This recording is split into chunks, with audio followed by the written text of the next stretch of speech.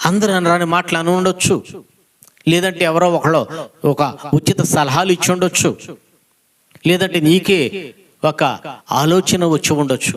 కానీ అవన్నీ ప్రక్కన పెట్టి ఆపదలలో, బాధలలో, అవమానాల మధ్య, నిందల మధ్య, కన్నీళ్ల మధ్య, దిక్కుతోచని పరిస్థితుల్లో ఏ మాట అయితే నీ నోటితో పలికి దేవుని దగ్గర తీర్మానం చేసుకున్నావో ఆ నోటి మాట ప్రకారంగా ఆ తీర్మానాన్ని నెరవేర్చింది హన్నా.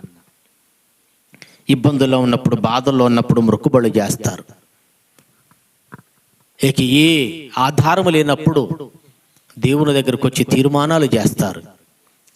దేవుడు మిమ్మల్ని జ్ఞాపకం చేసుకొని, మీ ప్రార్థన ఆలకించి, మీ తీర్మానాన్ని జ్ఞాపకం చేసుకొని, మీ కష్టాలు తొలగించి, మీకు నెమ్మది కలుగు చేసి ప్రశాంతతనిచ్చిన తర్వాత ఇది మొక్కున్నావులేండి అని చెప్పేసి ఆ మొక్కుబడిని మర్చిపోవటం, మొక్కుబడి